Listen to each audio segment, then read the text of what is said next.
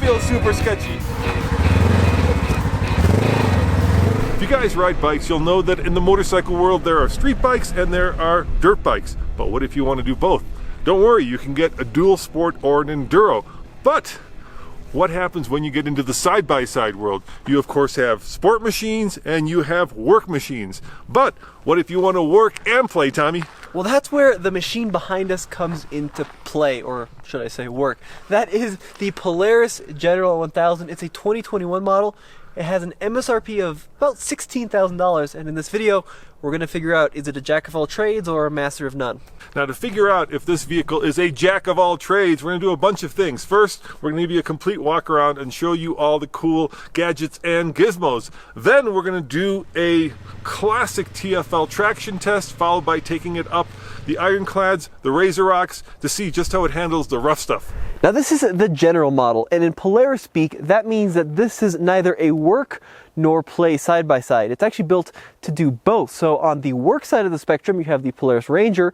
On the play side of the spectrum, you have the Razor, and the General is supposed to be the best of both worlds. Just like every other Polaris side by side, the General is available in tons and tons of trims and configurations. This is the two-door, and it's also the Sport, which means it's the entry-level General. Now, it does borrow some styling cues from the Razor up here in the front, so it does have a pretty aggressive sporty front end. And the headlights, even though they do look pretty premium, they are still halogen bulbs with 3 positions: off, on, and brights. Now, this of course looks like the hood of the Polaris, but the engine does not live underneath this front. What we have instead is a large removable panel, and here we have access to the coolant, we have access to the fuses, and of course the radiator, because this is a water-cooled machine. Now, the engine actually lives out back, and let me show you how you get to it. You have to dump the bed, and this is the coolest part of the General. It of course has a usable bed with a 600-pound payload capacity. It's also spring-loaded, so if you've got gravel in there, you pull the handle and it gives you a little bit of assistance in the dump motion. But there you can see the engine, of course, rear-mounted. This is the Polaris 2-cylinder unit, about 1,000 cc's. It develops 100 horsepower, even in naturally aspirated form. 100 horsepower in a machine that's under 1,500 pounds is a ton. It does have a CVT transmission, and it's all very easy to access with the bed dumped. And I'm going to keep going about the bed because it is such a useful part of this machine. It has a small tailgate here, and when you open the tailgate, you can also see a number of tie downs. So if you've got coolers or stuff you need to keep secure, you can do that using the tie down points in the back of the General. Now, out back here, you'll notice a couple other things. Full LED taillights back here with brake lights. So as you can tell, I've got it basically in one-wheel drive. And now I'm going to take it up what we like to call our real-world slip test. So let's see how it does in one-wheel drive.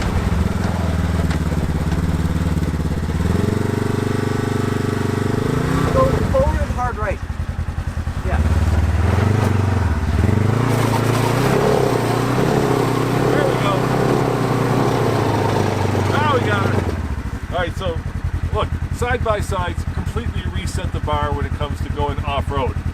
And this is no exception.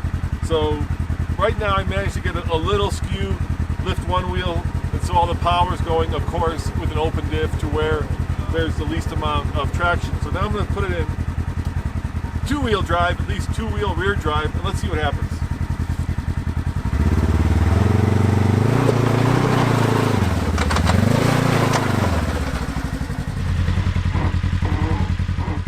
You know, Tommy, I just completely forget how capable these things are off-road. So I got an idea. You know, for the Razor Rocks, what do you say we just try it in two-wheel drive? Let's put our helmets on and let's take on those Razor Rocks. Now, this Polaris is rolling on a set of 12-inch wheels. This being the Sport trim, it has the smallest wheels, but you can get upgraded rally-style wheels if you want a Polaris General 1000 with a little bit of flair. But these are 27x9 R12 clincher tires, and it actually has a decent amount of ground clearance, about a foot of ground clearance. Moving to the back, we still have a 12-inch wheel, but the tire is wider. It's a 9-inch in the front, it's an 11-inch wide tire in the rear, and suspension travel, Polaris says, is class leading, about 12 inches in the front and 13 inches in the rear. Now this is the entry-level trim, so we don't have any fancy remote reservoir shocks, but we do have red springs, so it does have a little bit of a sporty flair. All right, the Razor Rocks. We've taken a lot of trucks, Jeeps, even crossovers up here, but I'm guessing a side-by-side is going to make this look like cake. But let's give it a chance in two-wheel drive. Here we go. I'm in low, I'm in two-wheel drive, and this thing is just eating it up.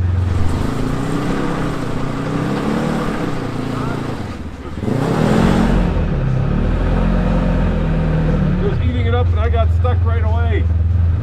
You know, at some point you're probably better off just to go to four-wheel drive. So I think that's what I'll do. All right, Tommy, four-wheel drive.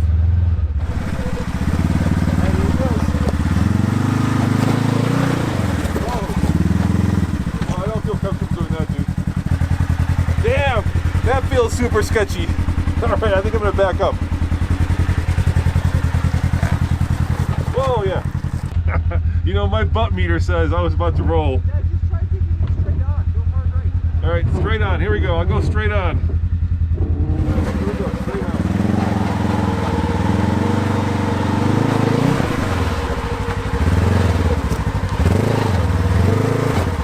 I think I'm gonna roll it, Tommy. All right, back it up. I think that the side-by-side does more than I'm willing to do.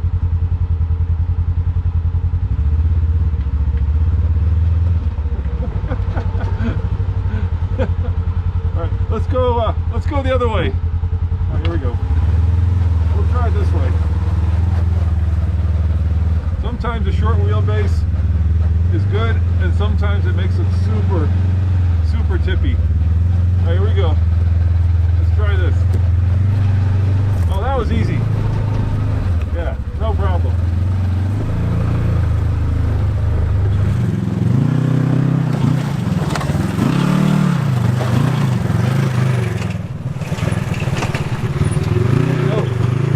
Easy way that guy just took. But sometimes it's not about the machine, but it's about the driver. And I gotta tell you, I felt pretty uncomfortable when I was like this, and when I was like this, and when I was like that. I'm not saying the thing would roll, but really I felt like it was getting sketchy. So I'm sure that had I had big enough cojones, Tommy, this would do it. But yeah, you want to try it yourself? No, I'm good. Well, there you have it. Another advantage to the General is the seating situation. Well, it's an advantage and a disadvantage. Now, the General seats 2 people in this configuration. There is no bench seat in the front, so you can't squeeze a third person in. But the advantage of that is you have proper bucket seats, and they're pretty sporty bucket seats. So when you're cruising down the trails, you do have a little bit of lateral support. Of course, the seats are adjustable forward and backwards as well. No racing harnesses, just a standard seat belt.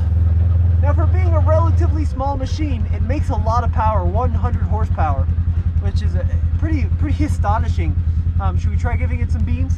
Sure.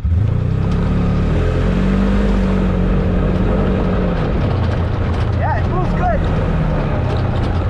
Big puddle.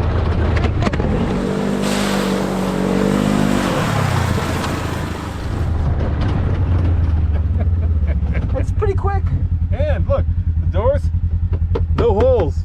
So when we went through that big puddle, I didn't get wet. You know, I'm usually pretty much getting soaked and covered in mud, but this thing's doing a good job of actually keeping me dry. And I think, you know, that's the value of utility versus the thrill of sport. One of the things I like about the 2021 Polaris General is the door situation. Now, a lot of other Polaris products, to open the door, you have to reach in and pull this little strap. They've actually incorporated a proper door handle into this General. So simply lift up on the door handle and the door swings open.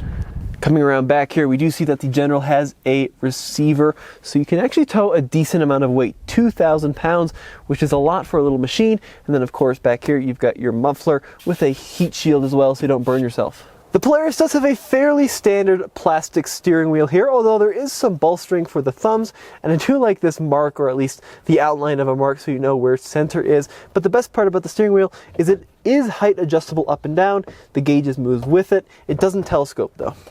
Now the gauge cluster on the General is shrouded by this little cover to reduce glare. It works all right, it's not great, but the gauges themselves are very legible. So we do have a mechanical gauge for the speed and the tachometer, and then a digital readout in the center for all your vitals, like the four-wheel drive situation and the fuel, of course. We also have some controls here, so you can cycle through digital gauges and you can see your engine temperature and the like, which is pretty cool. All right, we're to the section, Tommy, that we like to call truth or dare. Usually, truth is easier, dare is harder. But dare I say it, Tommy, in this machine, it doesn't matter. Yeah, it really, it's just a cakewalk. It does not look steep on camera, but it's probably a good 20 degrees. And I just know that with these big, meaty, grippy tires, we're gonna just crawl right up. Yeah, let's go dare, but it won't be that big of a deal. Drive over the big rock.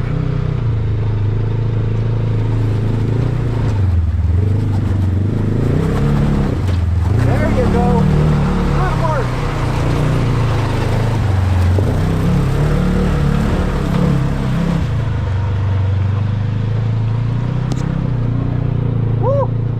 As we're cruising down the trail, I'm immediately struck by the suspension on the General.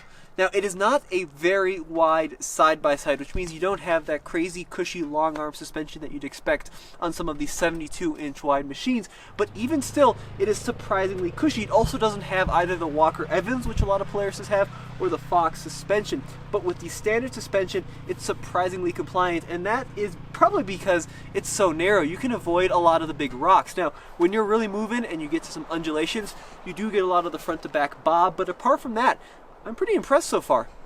By the way, guys, our chase rig has been the Polaris Scrambler, which is an ATV, and it's been eating us up as well. I was trying to decide, you know, what's better actually off-road. Is it an ATV or is it a side-by-side? But you know, they're both incredible. The one thing about the Scrambler is it's kind of the top-end ATV. It's got just crazy amounts of suspension travel. You know, it doesn't get much more capable than that one, and that's kind of the, you know, the entry-level side-by-side. But they're both 15,000. Anyway, here comes Alex. I'll show you how good this thing is.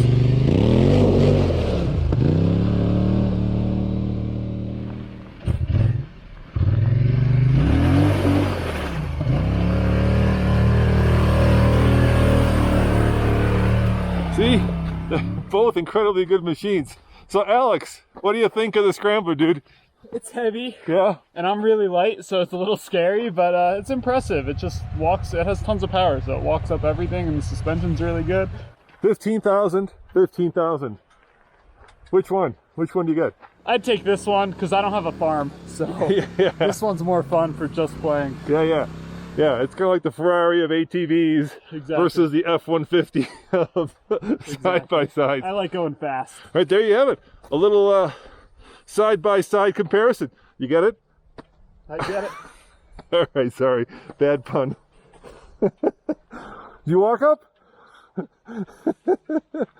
Polaris does do a good job of reminding you that you didn't spend a lot of money on this sport trim of the General. There are a ton of blank switches here in the middle where switches could go, but there's just nothing there. And then you've got this big cubby in the center, which is, I suppose, somewhat handy for carrying loose items, not all that secure. And this is where, in other Polaris models, the Ride Command touchscreen would go. Storage is pretty good in the General. We've got a large central cubby here, very large, with an additional power outlet. And then we even have a glove box. Plus just huge, endless swaths of cubbies across the middle of the dash. There are tons and tons and tons of accessories, from winches to lights, that you can upgrade your Polaris with, but I do like this roof, which is standard on the General model. Now over on the left side of the steering wheel, we have our light control, so off, on, and then brights, and just to the right of that is the four-wheel drive selector. Now the middle mode is two-wheel drive with a locked rear differential. You can of course engage four-wheel drive by pushing up like that, but being a work-oriented model, it still has that bed and still has that capability to get the job done. There is a mode here, turf mode, which unlocks the rear diff, so if you're driving over sensitive terrain, you're not going to damage whatever you're driving over.